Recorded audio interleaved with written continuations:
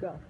Okay, so awesome. We've gone through some precursory things, some foundational concepts of how to prep someone for the idea of impacting, and now we're really taking someone probably more so beyond the ADL phase into the preparation for athletics. And how do we do that in a safe and appropriate way? We really want to make sure as we go into these speed-based drills that we remember the idea that we're talking about 2 to 7 times body weight loading that's required when someone's doing impact activities. So a lot of times, we see failed cases in the clinic that are coming to us for a second opinion and to change their course of care. We see someone's doing step downs with 5 pounds or 10 pounds or lunges with 5 pounds, and that was the drill they were doing. And that's not even close to remotely close to 2 to plus times body weight preparation. There's got to be substantial loading, and we don't have, I don't think I've seen good literature that tells us exactly what load someone must have or they won't progress well with impact. But we've just got to think of the gestalt of, we're talking about 2 times body weight. So a 150-pound kid is going to have 300 pounds of force through his leg. Having him hold on to 5s isn't very substantial. Hold on to 25s, that's a different story in terms of being able to take loading with lunges and step downs and step ups and all those sorts of drills that we do, because those shock absorbing joints at the hip, knee, and ankle, absorbing and decelerating flexion and the sagittal plane dominance. Remember, we do want to not forget the frontal and transverse plane things going on. But the sagittal plane dominance of that shock absorption and the dynamic stabilizer loading that has to occur with that. Let's look at an ACL. When those patients fail, we know that the literature says oftentimes it's their quads that have failed, not the old idea of their hamstrings, but it's actually weak quads that they fail in. What's another thing we know? A lot of people who don't do well have dynamic valgus occurring at their knee. So at whatever load they're experiencing on impact, they may look fine on the ground with our lightly loaded exercises that are controlled. But once they start impacting, you start seeing that knee dive inward. And that's an at-risk position for an ACL. So with those loads, for whatever reason, and there's multiple reasons we see in the clinic why, but there's multiple reasons why that leg could be collapsing in, but with certainty we know that the supinators of the foot and the external rotators and abductors of the hip in the ACL example have to be able to meet the force demand of the loads that are occurring, the torques that are occurring, making the moments of the knee drive inward and not be controlled. They have to have enough force to oppose that. That takes substantial strength, and that strength has to exist as a foundation prior to doing speed work. And that's a thing that's often lost in rehab, I think. So keep that in mind as you're progressing your patients along. We can't fool around with 5 and 10 pound weights. If someone's going to be doing athletic movements, they've got to be able to handle substantial loading. So how do we do that then? Once they've got a substantial strength base, then we want to start doing some speed things where they're doing power development intentionally in the rehab. We don't go from slow speed strength into impacting drills and plyometrics and agilities and jogging. The transition for that often is missed is what we call a speed day or a power day.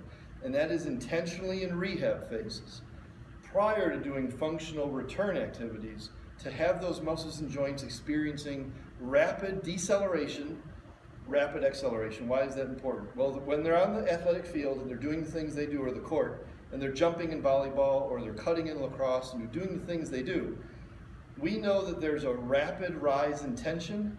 It's a high rate of tension, but it's a rapid rise that occurs. And we need to know that those tissues can take that. When we're doing split squats with heavy weights, that's a very slow rate of tension development that's occurring, and that's not the same thing that's going to happen to that joint. Compressive forces get high, the rate of tension development is quick, and we need to attenuate that to teach the body how to deal with that prior to having them impact and run around in global locomotive activities. So we do that with rehab. So in a bilateral way, that might simply start off as doing rapid squats. It might start off as doing rapid RDL type movements. It might be rapid bilateral heel raises. But a lot of people can skip to single leg things where they're going to do non-impacting things first, where they're doing rapid split squats, having to decelerate rapidly. They may do step ups quickly. So they're going to come off the ground quickly, or step downs where they're going to the front, toes on or toes off, depending on what you're working, or I'm going to do bouncing style, having to rapidly decelerate that tissue. And those normally are going to be things that we might only do for 10-second sets or 15-second sets. Oftentimes, I think the speed days lend themselves to doing timed sets, because you can prove someone's developing increased power, all things being equal in terms of their depth, the length of movement they're doing, etc. That if in 10 seconds, when I first tried my first speed day, I did 10 reps, but 2 weeks from now I'm getting 15 in 10 seconds, then you've proven that there's increased power, there's increased ability to turn over that rapid deceleration into a rapid acceleration and to repeat it. That's more athletic. If they just do repetition-based movements on a speed or power day, much more difficult unless you time that set. For them to have any sort of objective way for them to have feedback to know that they're getting better. On a regular heavy day, on a strength day in rehab, they know they're getting better because they're lifting more weights than they did 2 weeks ago, so they know they're getting stronger. They need that feedback on speed power days as well. So time sets work very well. Lunges is one of the places, though, where we have a little more difficulty with that, because they've got, oftentimes for us, a lot of different directions they're moving in. So let me give you an example with lunges. And again, these things all would go from body weight loaded eventually to overloaded. So we might take half of the weight they use or a third of the weight they use on the regular heavy day and then turn those very same drills onto a speed day drills. So for lunges, for example, let's say we're doing it as an overloaded. Now they've gone beyond body weight and they're doing a loaded day for my right leg. I might do posterior lunges with a push-off, but they're quick, they're peppy. I want to have a rapid deceleration, a rapid acceleration. I'm not going to be as deep as I am on heavy day. I probably won't be as long. Because of the speed involved, we're not trying to strain anything. We're trying to decide, well, how deep should you go with those dumbbells? They got to be coached to that. You can't let it go for them to choose, because you don't want to have someone injuring a hamstring, particularly on a lunge drill. Same thing, they might go out forward on that leg. And the big key is you got to make sure they're loading that leg. So I need to make sure that lunge is happening from the leg I want working. It can't happen from the other leg. You've got to see that and coach that. But I also have, for example, this right leg lunge day, have them do movements with the other leg, because athletically they're going to be doing things that this leg has to absorb when the other leg is moving. So I'll have them even do intentional quick soft touches with the other leg, soft touches with the other leg. Later on, even rotational touches, where that leg has to decelerate and stabilize in the frontal and transverse plane in combination, not just really sagittal plane. So those are a number of speed day style drills that can be done. Again, step backs with dumbbells. We can put tubing on and have the tubing pulling us back. You can have someone do single leg cleans. You can do all sorts of different single leg dominant power movements in order to help them prepare for that explosive power that's needed so impact goes well. Once they've done those things, now we want to think about what would be a sensible progression for those activities. So I want you to think about, there's no clear boundary between all these things. This isn't a black and white categorization, it's a general categorization. Very much depends on how hard you go in, how far you jump in. Have you included other planes of motion, or is it single plane dominant? This is way complicated. This is just the first level overview.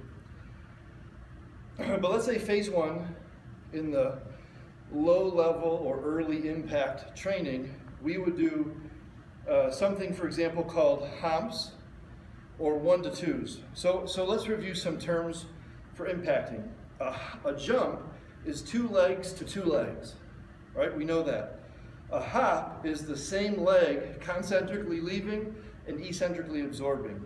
A leap is going from one leg and eccentrically landing on the other. But then there's some combinations that they don't have official names. And so if we went from one leg but got to jump on 2, that's a high concentric load with a lower eccentric demand because both were absorbing. That's a hop off 1, but a jump landing on 2, so we put that word together called a hump. It's not an official word, but it's one of the ways we look at it. Or you can call it, for athletes, we call it 1 to 2s. So they're going off 1, but they get to land on both.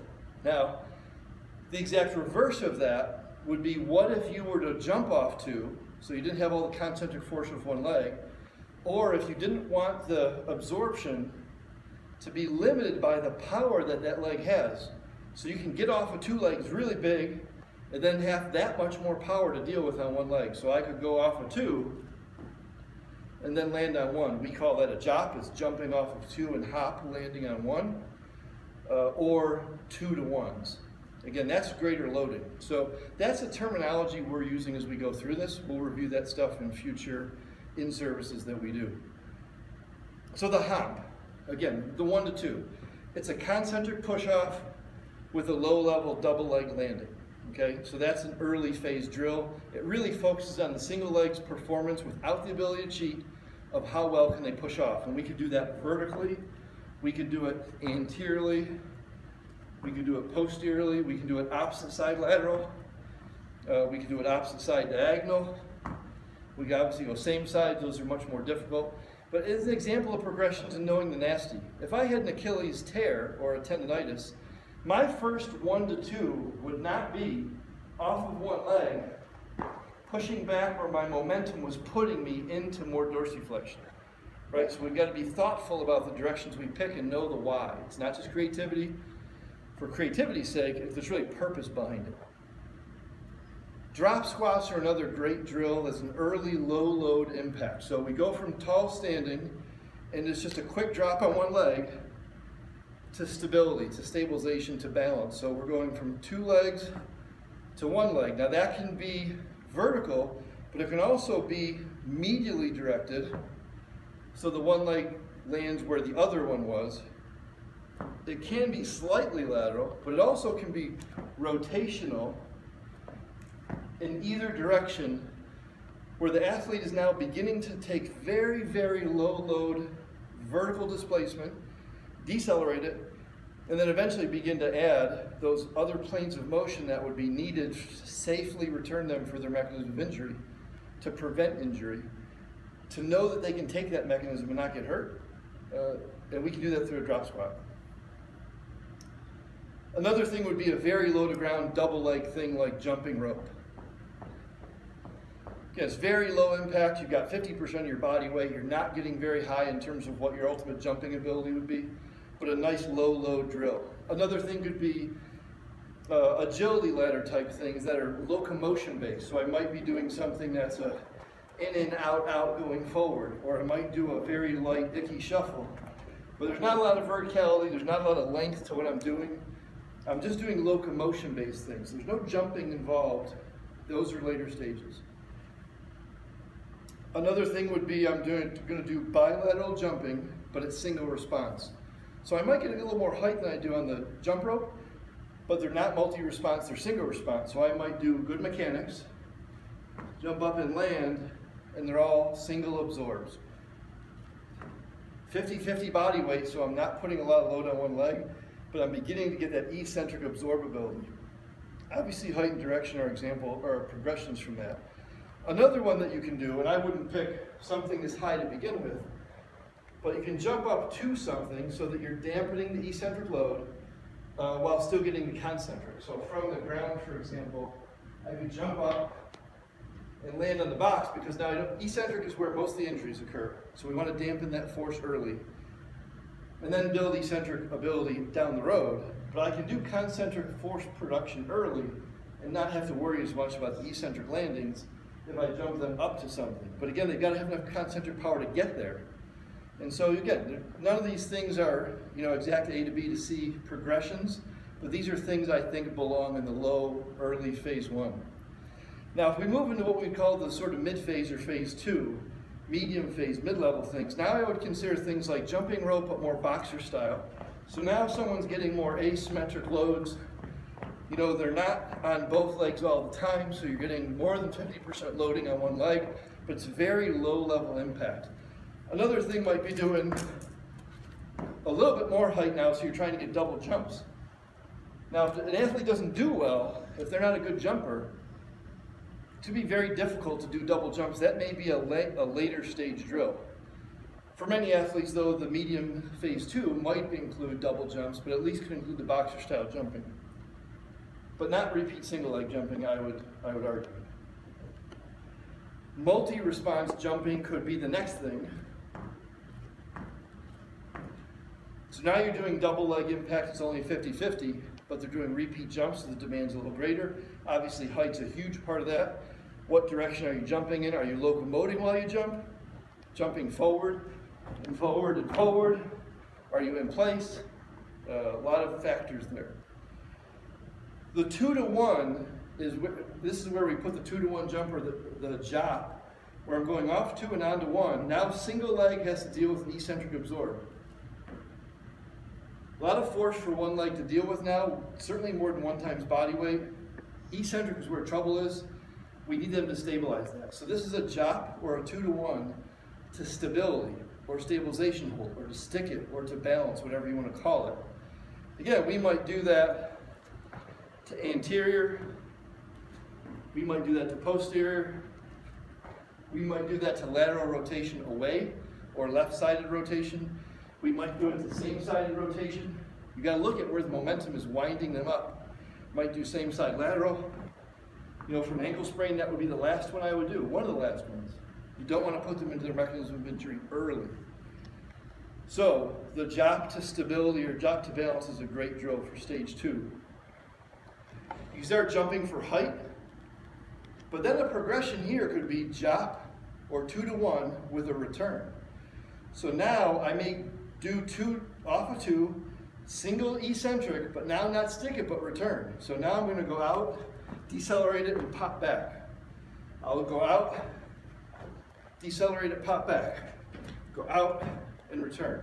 Go out and return, right? So now I've got 2 legs getting me there. I have to choose and self-select, have to be coached. What direction am I going? How hard do I go? How far do I go? Maybe it's a measured thing, maybe it's just a feel thing. But then that single leg has to effectively, athletically absorb me and get me back out. So it's not just a hold stabilization athletically, it's a turnover, a plyometric if you will. That's a rapid eccentric followed by a concentric spring back, which is athletics, right? So that's excellent preparatory. Well, another thing I didn't review in the terminology was leaps. So another thing we can do is go from one foot to the other foot. So now my right leg's power will demand my left leg's stabilization or eccentric ability. So I can leap anteriorly and leap back, switch and leap into that leg. I can do anterior leaps, I can do posterior leaps, I can do a leap out to the side, and then of course I can go the other way, sort of like skater jumps. We can leap in any direction we want, right? We just have to define it and know why. Leaps, I think, are a phase 2 drill. In this level, I would say the agility ladder includes jumping kind of thing. So we think of the bilateral, if we have a ladder imaginary coming into the camera here. It might be the double leg slalom. It might be a single leg stagger slalom. Again, they're lower amplitude drills, they're not big height, but they are definitely bouncy, repeat impacting drills, more so than just jump rope might be. Whole slew of obviously ladder drills we can come up with. These are just some examples you could have. So the final phase, phase 3, would be the later advanced things that are final prior to doing athletic, literal athletic agility movements and thinking of return to sport stuff.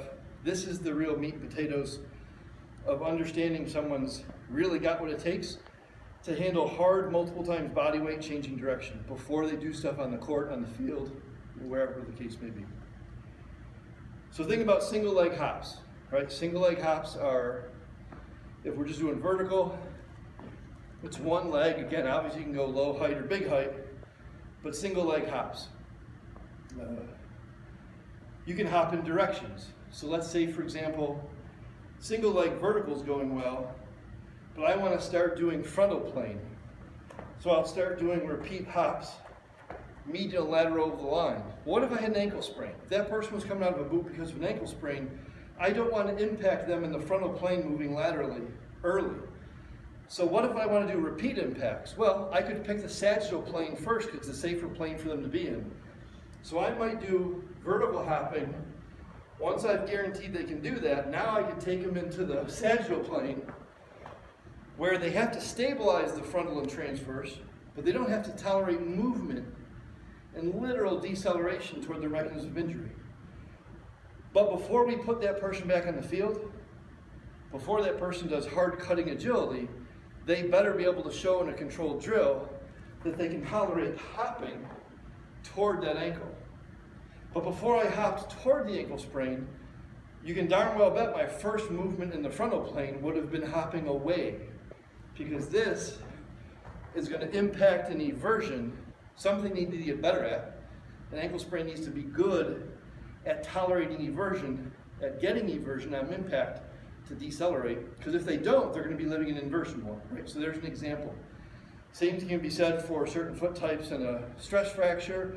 Thinking of the directions you would hop if someone had an Achilles, the last hop I do would not be hop landing, where they have to land their eccentric into a stretch, right? That would be the last hop I would do, or one of the last hops. So there's some examples there, right? Hopping. Hopping progressed to locomotion-based hopping. Now, another thing that's often done in rehab by PTs and ATCs is the idea of depth jumps or drop-in jumps. People have different names for them. So a depth jump is that you're going down from a height over a depth and landing. I think this is a guaranteed load now because I'm inches off the ground. I'm going to go to bilateral and stabilize well with all the things we know how to do posture-wise, sounding soft, make sure you got triple extension, muscle groups and postures working. Bilateral would progress to single leg hold. So from there, I would progress to stepping off, not jumping off, but stepping off and being able to take a guaranteed load going down, stabilizing.